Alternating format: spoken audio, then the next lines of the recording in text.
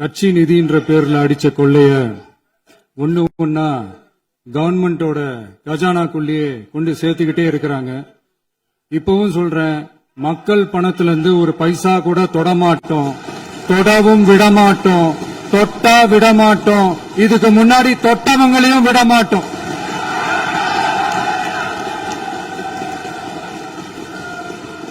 ஒவ்வொரு ஊழலா வெளியில வரும் போலே, ஒவ்வொரு வேஷமா கலைஞ்சிரும் போலே, இங்க இருக்கிற நிறைய பேரு நடுங்கி போய் இதுல நம்ம மேல அவதூறு வேற.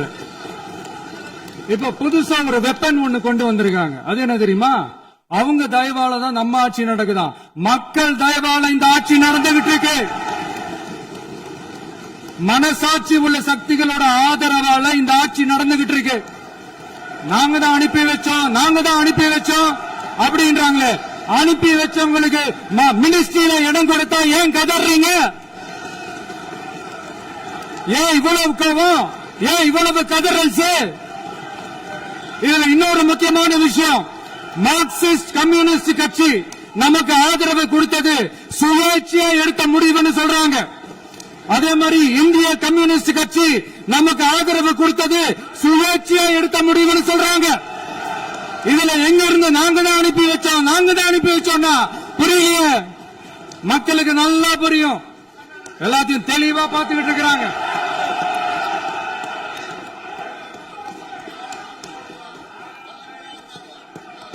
முதலமைச்சர் கண்டினியூ பண்ணலாம். மாண்பு முதலமைச்சர்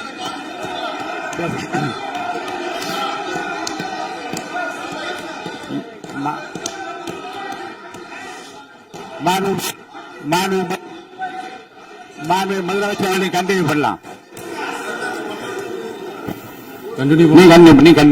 நீ கண்டினியூ பண்ணலாம்.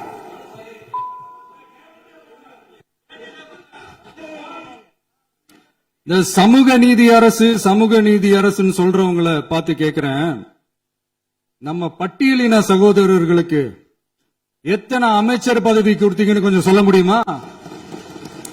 ஆனா நம்மளுடைய அரசுல 8 அமைச்சர் பதவிகள் யாருக்கு? நம்ம பட்டியலின சகோதரர்களுக்கு. எல்லாம் நம்ம அண்ணன், நம்ம தம்பி, நம்ம தங்கச்சிங்க. அண்ணல் அம்பேத்கர் அவர்களுடைய கிட்டத்தட்ட 100 ஆண்டு கால கனவு இப்ப நிறைவேறி இருக்கு. நான் ஏன் கொஞ்சம் சவுண்டா பேசுறேன் அப்படின்னா அவங்களுக்கு கேட்கணும்ன்றதுக்காக தப்பா எடுத்துக்காது. அதே மாதிரி பெண்களோட பாதுகாவலர் நாங்க தான் அப்படின்னு சொல்லிக்கிறவங்களை கேட்கிறேன், எத்தனை பெண்களுக்கு அமைச்சர் பதவியில இடம் கொடுத்தீங்க கொஞ்சம் சொல்ல முடியுமா? எங்க அரசுல 4 சகோதரிகளுக்கு அமைச்சர் பதவி கொடுத்திருக்கிறோம்.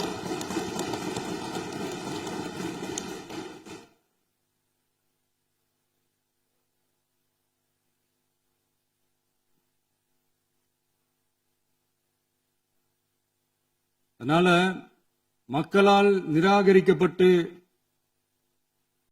மக்களால் அகற்றப்பட்டவங்களுக்கு ஒண்ணு சொல்லிக்கிறோம், தப்பே செய்ய மாட்டோம், ஊழலே செய்ய மாட்டோம், நேர்மையா தான் இருப்போம், நியாயமா தான் இருப்போம் அப்படின்னு சொல்றவங்களால மட்டும்தான் கூட்டணி ஆட்சி அமைக்க முன்வரும். ஆட்சியிலையும் பங்கு, அதிகாரத்திலையும் பங்கு கொடுக்க முன்வரும். ஊழல்லையே ஊறி போனவங்களால இந்த கூட்டணி ஆட்சியோ ஆட்சியிலையும் பங்கு அதிகாரத்திலையும் பங்கு கொடுக்க முன்வராது. மெஜாரிட்டி இருந்தாலும் தரமாட்டாங்க, மெஜாரிட்டி இல்லனாலும் தரமாட்டாங்க. கேட்டா ரெடிமேடா ஒரு பதில் ஒண்ணு வச்சிருப்பாங்க, கூட்டணி ஆட்சியை மக்கள் விரும்ப மாட்டாங்க. அதே மக்கள் தான் இப்ப அவங்கள பார்த்து சிரிக்கிறாங்க. நான் பதவியேற்ற அன்னைக்கு கொஞ்சம் டைம் அவகாசம் கேட்டேன். எதுக்கு கேட்டேன்? நிதி நிலைமை எல்லாம் கொஞ்சம் மோசமா இருக்குது, அதெல்லாம் கொஞ்சம் சரி செஞ்சுக்கிட்டே படிப்படியா கொஞ்சம் கொஞ்சமா நான் கொடுத்த வாக்குறுதிகள்லாம் செயல்படுத்துவேன், அதுக்காக கொஞ்சம் டைம் அவகாசம் கேட்டேன். நான் ஏதோ வேற எதுக்காகவோ வேற யாருக்காகவோ ஏதோ அவகாசம் கேட்ட மாதிரி. அடுத்து இங்க சபையில இல்லாதவங்களை பத்தி பேச வேண்டாம்னு நினைக்கிறேன்.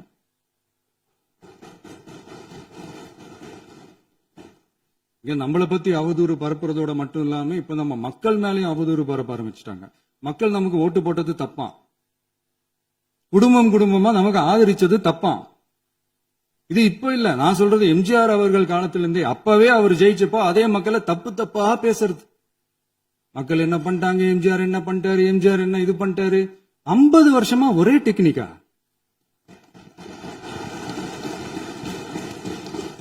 டெக்னாலஜி எல்லாம் மாறி வேற எங்கேயோ போயிட்டு இருக்கு பஸ். இதுல கொஞ்சம் டெக்னிக்காச்சும் கொஞ்சம் மாத்தினா கொஞ்சம் நல்லா இருக்கும். அதனால மக்களுக்கு யூஸ்ஃபுல்லா இருக்கிற மாதிரி இந்த ஆக்கப்பூர்வமான கருத்துக்களோ ஆக்கப்பூர்வமான யோசனைகளோ இருந்தா சொல்லுங்க. அதை நாங்க டெஃபரெண்டா எடுத்துக்கிறோம். ஆனா அதை விட்டுட்டு இந்த நக்கலு, நையாண்டி, சம்பந்தம் இல்லாத பேச்சு இதெல்லாம் பேசிட்டு அப்புறம் முதல்வர் பதில் சொல்லல, முதல்வருக்கு பதில் சொல்ல தெரியல அப்படின்னா அப்புறம் என்ன சோஃபா மாடல் ஆட்சியா? அது என்னன்னு புரியறதுக்கே எனக்கு ரொம்ப நாள் ஆச்சு. இந்த சோஃபா செட்டு, டேபிள் சேரு, டீபாய், பர்னிச்சர் பிசினஸ் எல்லாம் வேற எங்க வெளியில போய் பண்ண சொல்லுங்க. அப்படி அந்த பிசினஸ் தான் பண்ணணும்னா நிறைய பிசினஸ் பண்ற மாதிரி வெளியில போய் பண்ண சொல்லுங்க. எங்க சட்டசபைக்குள்ள வேணாம். அதனால ஆக்கப்பூர்வமான கருத்துக்கள் இருந்தா சொல்லுங்க. டெஃபினட்டா அது சரியா இருந்தா நாங்க ஏத்துக்கிறோம். எனக்கு ஒரு குட்டி கதை ஒண்ணு ஞாபகம் வருது, சொல்லாமா?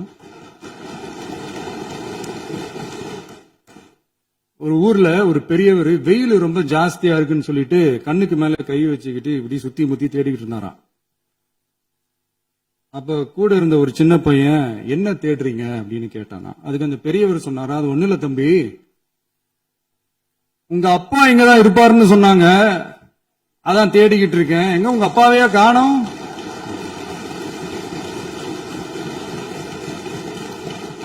இல்ல அந்த எங்களுக்கும் நக்கலா நையாண்டியா சம்பந்தம் இல்லாத குட்டி கதை இதெல்லாம் எங்களுக்கும் பேச தெரியும்.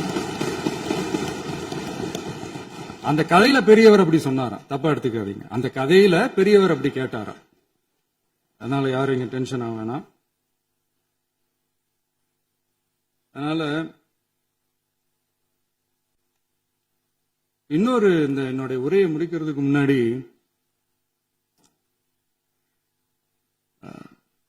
போயிட்டாங்க, பேசலாமா? உங்க கருத்துக்களை நீங்க முழுமையாக மன நிறைவோடு பேசலாம். டிவில சரி. அதான் 5 நிமிஷம் பேசுனதுக்கே கொளத்தூரி இந்த ஆட்டம் அடிச்சு பேசுனா அப்புறம் என்ன பண்றது? கடைசியா நான் இந்த உரையை முடிக்கிறதுக்கு முன்னாடி ஒரு முக்கியமான ஒரு விஷயம் பத்தி சொல்லணும். ஆளுநர் உரை அன்னைக்கு இந்த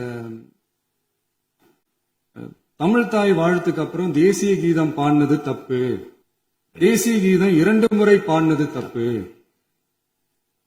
அப்படி ஒரு நிகழ்வு இதுக்கு முன்னாடி இந்த சட்டசபையில நடந்ததே கிடையாது, அந்த மரபே மாத்திட்டீங்க, இப்படி ஒரு பெரிய ஒரு போர் மாதிரி எதிர்கட்சியை சார்ந்தவங்க எல்லாம் சொன்னாங்க இல்லையா? அந்த மாநில உரிமை போராளிகளை, அந்த மரபு காக்கிற உரிமை போராளிகளை ஒரே ஒரு கேள்விதான் கேட்கணும். 2021 ஆகஸ்ட் 2 ஞாபகம் இருக்கா? Centenary celebration of Tamil Nadu legislature.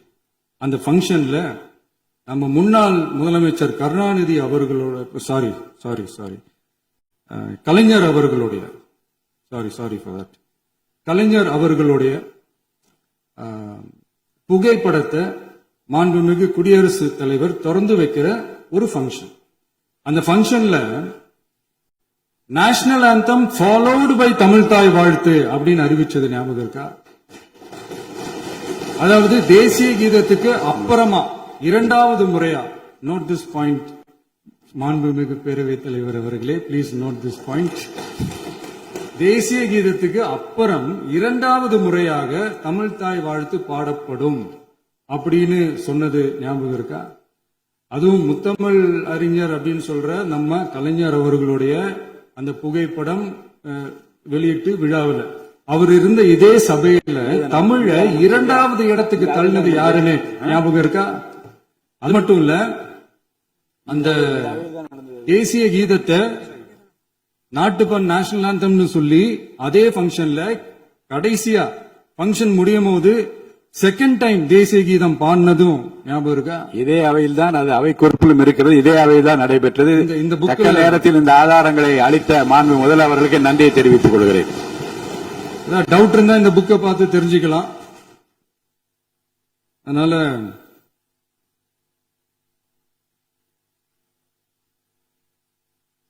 இதெல்லாம் கேட்டா என்ன சொல்லுவாங்கன்னா, அது ஜனாதிபதி கலந்துகிட்ட ஃபங்க்ஷன், அதெல்லாம் அப்படிதான், அதெல்லாம் கண்டுக்க கூடாது அப்படின்னு சொல்லுவாங்க. இதே மாதிரிதான் பேசுறது ஒண்ணு, செய்யறது ஒண்ணு, செய்யறது ஒண்ணு, பேசுறது ஒண்ணு. இதெல்லாம் மக்கள் பார்த்துக்கிட்டு இருக்காங்க. எலெக்ஷனுக்கு முன்னாடி தான் அப்படி செஞ்சுக்கிட்டு இருந்தாங்க. இப்ப எலெக்ஷனுக்கு அப்புறம் அதே தான் செய்யறாங்க. இந்த விஜயையும் சாமானியர்களின் உண்மையான சமூக நீதி அரசையும் அவமானப்படுத்துறதுக்கு தான் அவங்களோட அந்த பொலிட்டிக்கல் சீனியாரிட்டி அது பயன்படுத்துது போல. சரி, செய்யட்டும் செய்யட்டும், நல்லா செய்யட்டும். இப்போ ஆனாலும் நம்மளுடைய மாநில உரிமை, மொழி உரிமை, உத்தமபுத்திரர் போல வேஷம் போடுற எதிர்கட்சிக்கு ஒன்றை மட்டும் ஆணித்தரமாக சொல்றோம். உங்களை மாதிரி தமிழ்னு சொல்லிக்கிட்டு, மொழி, பண்பாடு, கலாச்சாரம்னு சொல்லிக்கிட்டு ரெட்டை வேஷம் போடுறவங்க நாங்க கிடையாது. உலகெங்கும் வாழும் என் தமிழ் சொந்தங்களுக்கு நம்முடைய உத்தரவாதம் தமிழ் தான் எங்க உயிர் நாடி அப்படின்றத மறக்க மாட்டோம். இப்பவும் சொல்றோம், மாநில உரிமையில எப்பவும் உறுதியா இருப்போம். அதே சமயத்துல அரசியல் வேற, ஒன்றிய மாநில அரசுகளுக்கு இடையே இருக்கிற நிர்வாக அணுகுமுறை வேற. இதுல நாங்க ரொம்ப தெளிவா இருக்கிறோம். அதனால எங்களுக்கு பாடம் எடுக்கிறதா நினைச்சுக்கிட்டு உங்க வேஷத்தை நீங்களே கொஞ்சம் கொஞ்சமா கலைச்சுக்கிட்டே வரீங்க, மறந்துடாதீங்க. அப்புறம்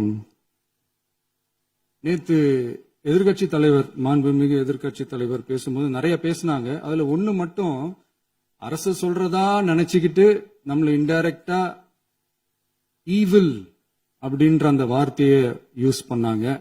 எனக்கு ஒண்ணுதான் சொல்லணும்னு தோணுது. ஈவில்ஸ்னு டெவில்ஸ் பேசக்கூடாது.